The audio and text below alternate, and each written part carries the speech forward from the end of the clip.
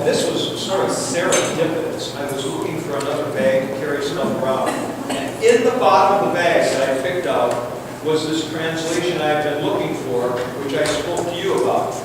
This one you've probably never heard of, but it is strangely good. And it was done by the Gideons. It's called the Berkeley version. Right? Spelled just like Berkeley, B-E-R-K-E-L-E-Y. And it's done by a guy named Garrett Fairkeel. This kind of disappeared after a while.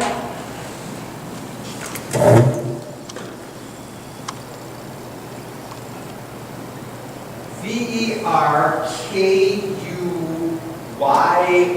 That must be Dutch. But it's sort of strangely good.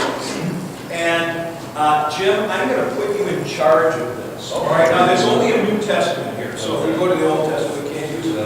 But it's now. See, you got a bunch of stuff here. I got to make my off and do with it. Right. Well, I'm not to come. All right.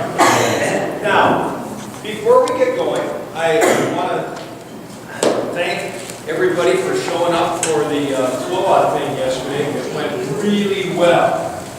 Now, they actually did a story this morning in the Journal-Gazette. Now, the lady didn't reflect, let's say, the first hour and 50 minutes of the presentation. Yeah, she only got some stuff at the end when he started talking about these other competitor gospels, like the Gospel of Mary and the Gospel of Philip and stuff like that. So she kind of got stuck on that. But to a certain extent, the story is this morning, as I say, in the Journal-Gazette. And you have to do the Hollywood principle is, I don't care what you say, just don't misspell my name. You know? So Zion has publicity for this, which is really pretty good. Yeah.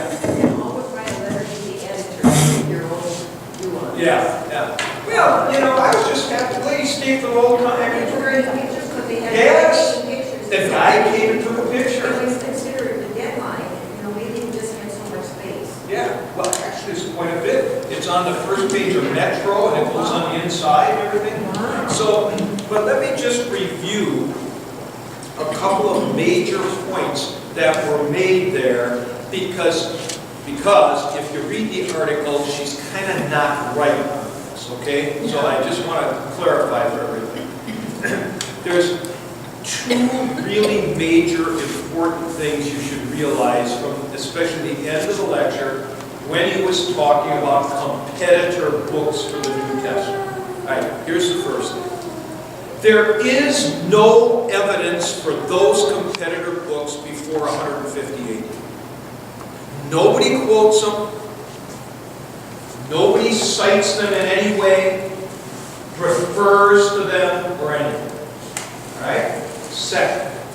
150 AD. 150 AD. About the middle of the 2nd century and beyond is the first time they even appeared. Okay? Secondly, and this is no small point. Jeff made this point several times. When I talk about it, I try to make it even more than he made it. And that is this. Remember that the Gospels, the canonical Gospels, are all in the manuscripts, done, and this is, just kind of like English letters, kata marka, okay? According to kata Mark, kata Ioanne, kata Matthias, kata Lucan. So in other words, there is a gospel. And here is the version in Mark. Here is the version in Matthew. It is according to. This is why this is so important. The competitor Gospels are never given that title. Those Gospels are always Gospel of Judas, Gospel of Mary, Gospel of Philip, Gospel of Thomas. So in other words, the actual title of them is fundamentally different. Now, I have never understood why this doesn't cut more ice with me. You know, that there's just a fundamentally different way of thinking about these things. And this then goes to this point.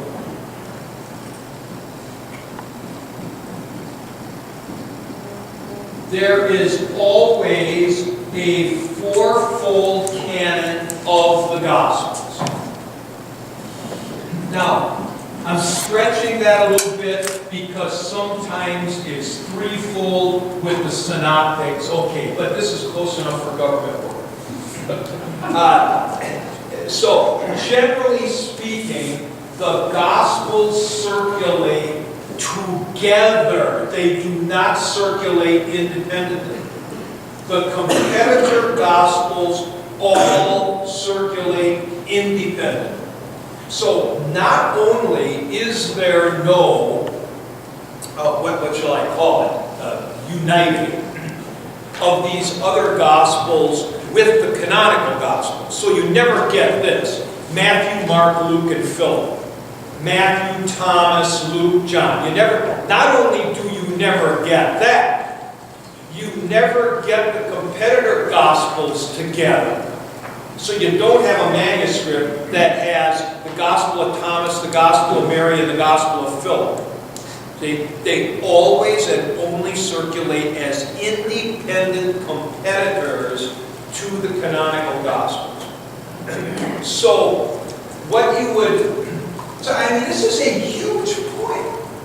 See, so in other words, the earliest substantial manuscript that we have of the Gospels, I mean, not little pieces, you know, would be around 200 for P75. Now, this has with it, he mentioned this, he showed it on the screen. This has the end of Luke and the beginning of John.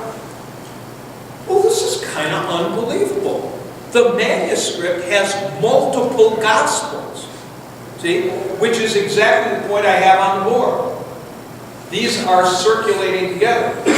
Also, you'll remember he made a further point, which was so interesting, is that, and I mean, I don't even know how you'd explain this reasonably. Luke and Acts never circulate together. Even though it's clear from the introduction to Acts that it's volume 2. Never circulates with Luke. Why? Because Luke is circulating with Matthew, Mark, and John. That's why. So this is why, and I put this up on the board earlier, this is why you have essentially, and this was a major point, the lady should have had this in the art, in the thing. What you have is two, what would be the word I want to use here? Two books, two codices, codexes. The Apostolicon, which is the writings of Paul, and he didn't use these, I mean this is what it is. He was being less technical.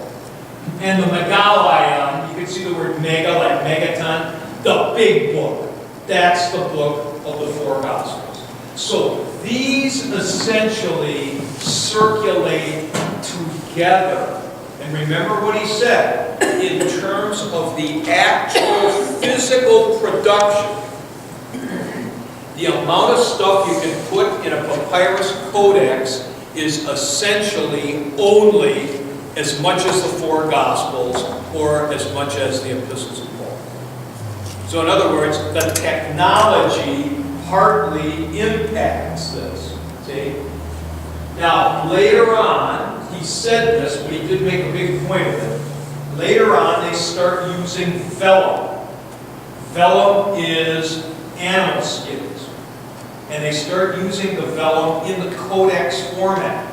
Now, you remember what he said about the codex format. This is very important. It's like everybody else is using PCs and the Christians use Mac. All right? Everybody else is using scrolls and the Christians are using the codex.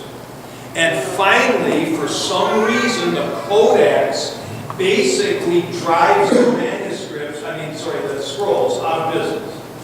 But not until about the 8th or 9th century. And the Jews still do scrolls. So when you go into a synagogue and they have the little temple with the scrolls, they got scrolls in there. They do not have codices. So, he talked about why this would have been and so on. He didn't mention this. Some people think it's because it facilitated cross-referencing. So in other words, if you got to do this with the scroll, you can't go back and forth, but you can compare if you're just doing pages back and forth like this. So this could also be, but get this here, the Apostolicon and the Megalion. Pauline stuff circulating together, Megalion, the big book, that's the Gospels, circulating together. And we talk about Paul having his own copies of the letters. And we know this from Cicero. The guys did this, and they partly did it out of self-protection so that people couldn't do forgeries. And they would kind of release their own versions of these things. So let's put up a kind of a diagram here.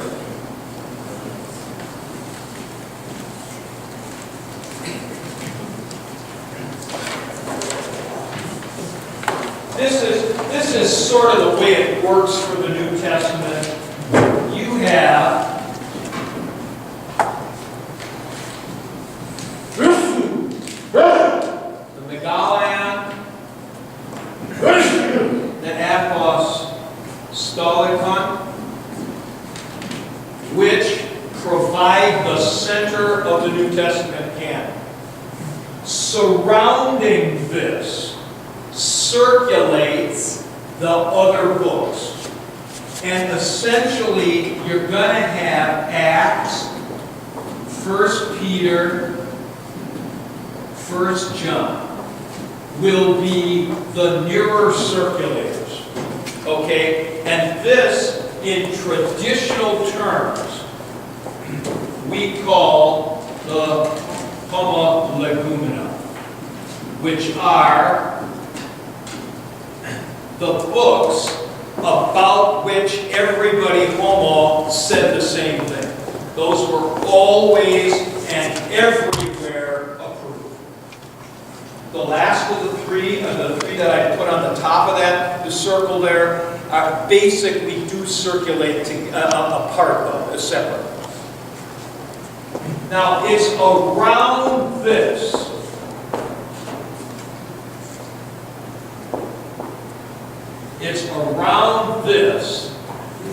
that now your other books are going to circulate as anti-legomena, the ones that are spoken against.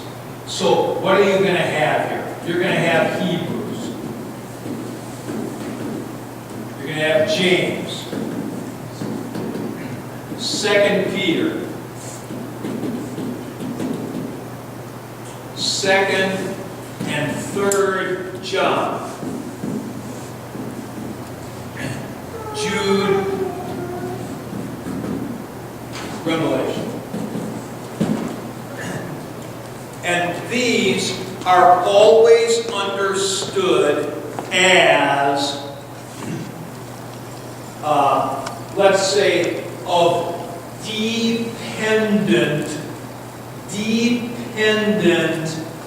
authority, so that in hermeneutical terms, you cannot trump a homologumena passage with an anti-legomena passage. You can't trump a homologumena passage with an anti-legumena passage. Not our president. No, but let me put it this way. You can't use James to interpret Paul. You interpret James with Paul. Paul interprets James. James does not interpret Paul. Why? Because of what you would call the direction of fit hermeneutically. See, these are big thoughts. Okay? This is what. This is why you can't cut out the hermeneutics class at the seminary. See, at some point you gotta have this discussion. These are big thoughts, and it makes a huge difference. And by the way, if you look at the diagram, this is precisely why people gotta stop being fascinated by the book of Revelation. It ain't in the center. See, it's not in the center. It doesn't determine stuff. You can go ahead and do it and work with it and everything like that. But just remember, there's just something fundamentally wrong if you're studying the book of Revelation and you haven't looked at 2 Corinthians. Okay? There's something wrong about spending all your time on James, but you really haven't looked at Ephesians. No, you can't do that. You can't do that. That's the center, the guts of the stuff. That's why he thinks hermeneutics, as we taught in confirmation, scripture interprets scripture. He needs to know more than that. He needs to know more than that because the arrows flow in a particular way. Right. Now here's the thing. This got flat. This is a very important point that I'm making here. Almost all systematicians will disagree with me on this, but they're wrong. Okay? Because, Scare might agree. But sort of steam heat systematics tends not to like this because in 17th century Lutheranism, this got flat with particularly a focus on inspiration. So the thought was, if all the books are inspired, they're all equal. No, they're not. Because hermeneutically, some of them take priority for interpretive purposes. Okay? So they can all be the Word of God, but for interpretive purposes, some of them are hermeneutically more significant. But this gets flattened, essentially, by a big discussion on inspiration, and that discussion gets going vis-a-vis the inspiration of the papacy. So your issue kind of is this authority issue. But please recognize we got two different things going. One is, what are you going to recognize as God's Word? Which is a different question than how are you going to interpret it. So we always interpret inside out on the diagram. That's what's critical. You always interpret inside out.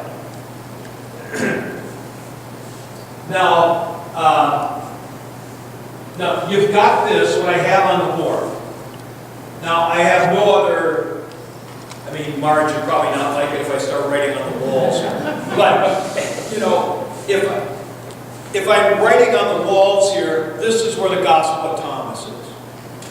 Gospel of Mary, Gospel of Philip, and so on. This is all off the board.